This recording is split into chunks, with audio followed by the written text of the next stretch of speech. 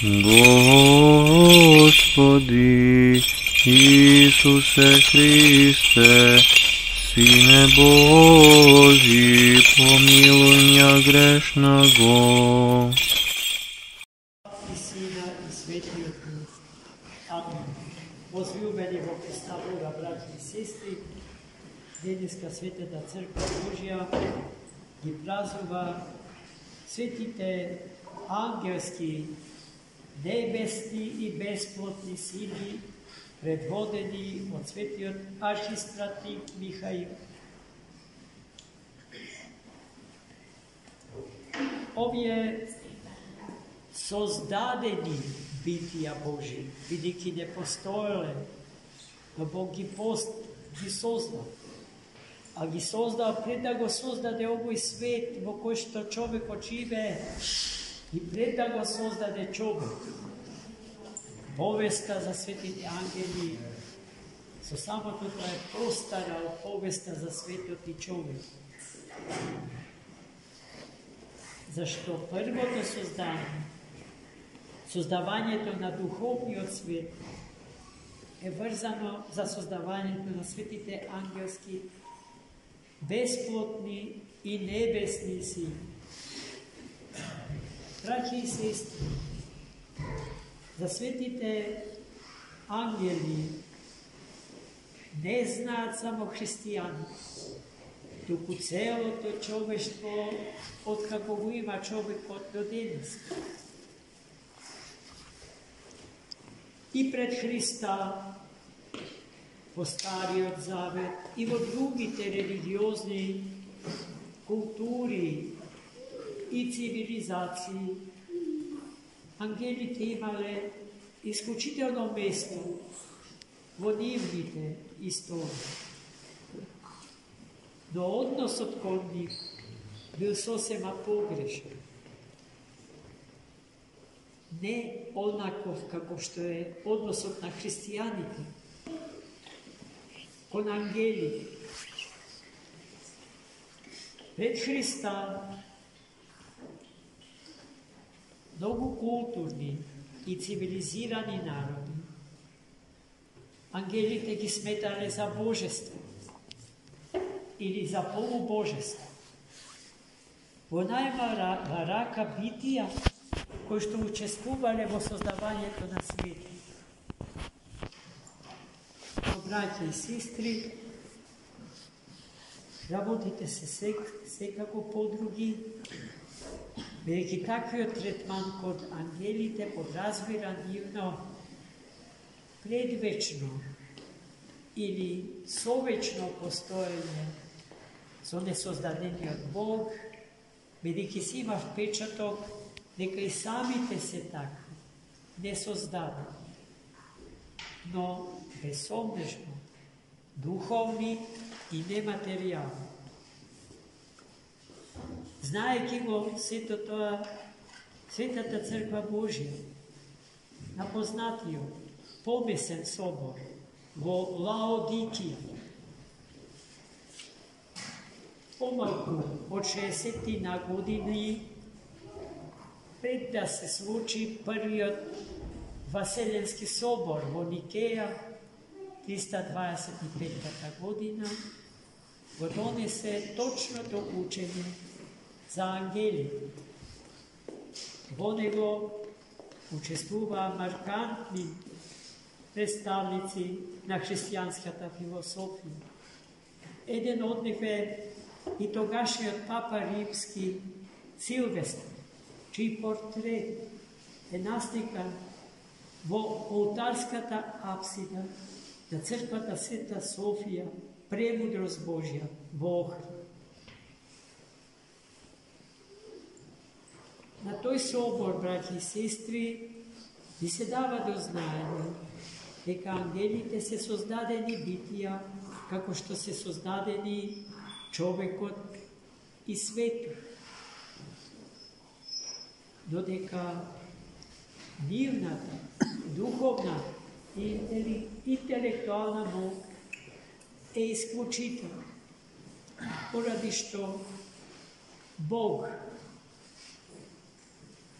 определил ангели чувари.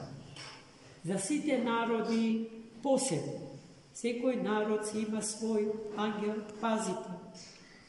Но и секој човек крстен со вода и дух, во денот кога се раѓа за нов и духовен живот, добива ангел чувар. Тоа е гласот на нашата совест. Тоа е соопштителот на волјата Божја и планот Божи за нас.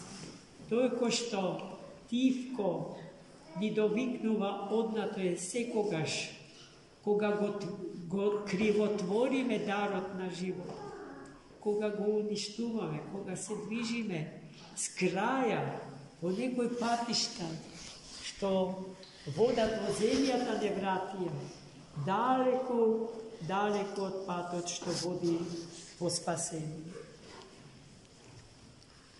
И на тој начин, браќи и сестри, ние денеска имаме правилен однос кон ангелските сили. Тој голема тема. Јас просто не се осмеувам да влезам по расправа на таа тема. Но треба да се даде до знаење и тоа дека дел од нив, како што чупме во утринското Евангелие, подпирајќи се на високите умни способности и имајќи превисоко мислење за себе, дотаму што помислија дека се изравнети во се со Бога и на планот на природата, што е неможно и абсурдно, бидејќи се создадени битија и помеѓу нив и несоздадениот Бог наш стои истиот надпис што стои помеѓу Бога и нас, создадените луѓе и свет. И во тој момент дел од нив се стармогла, се урна, падна во тмините на ништотност. Свети Дионисий Ареопагит, длабок мислител, христијански философ и богослов, сето тоа го зема во обзир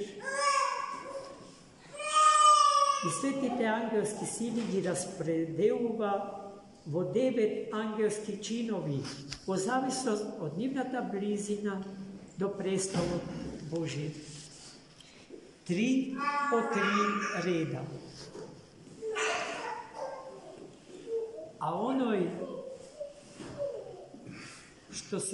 што падна деница, тогашен Лукифер или Луцифер, светлоносен ангел,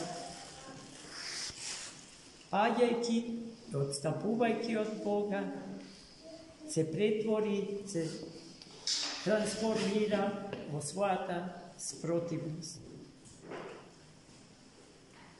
Со себе повлече една група од светите ангели. Бројот на светите ангели е нешто што не може да се брои и не сме, за да не западнеме во смешната позиција на западните рационалисти во теологијата, кои што дојдоа во абсурдна ситуација да ги бројат ангелите што можат да застанат на врвот од една игла. Или пак да се чуваат пердуви од крилата на светите ангели во црквите, големите светилишта на западно-европското христијанство. Што е исто така абсурдно, ако знаеме дека светите ангели немаат материјална природа и не летаат со крилата како птиците, но тие се ликовен символ за представување на бестелесноста на светите ангели. Treba da се чуваме од злокобното и злосторното дејство на паднатите ангели. Но денеска црквата за нив не зборува, воопшто не ги спомнува. Предмет на нашето внимание се велики, светлите ангели, чија тема е, велам, огромна. Проследете ја светската литература, книжевност, драматургија, кинематографија, сликарство, музика. И ќе видите колкав е уделот на белите и светли ангели Божи, ама и нападнати. Просто е незамисливо. Ребек дело во која воде област од уметноста, а ангелите да не се предмет на размисла или дел од собитијата врзани за драмските действија на уметностите, чии актери се живи сведоци и учесници на живото, присуство и действие на тие сили во животот на светот и во животот на човек. Да бидеме максимално внимателни, да го имаме пред себе фактот дека имаме ангел, чувар, кој што не советува и не предупредува при секој обид да скршнеме од патот на спасение. Ако вревата на овој свет не преовлада во нашиот живот, тогаш гласот, тивкиот, но продорен глас на светите ангели ќе допре до умот и срцето наше. Амин.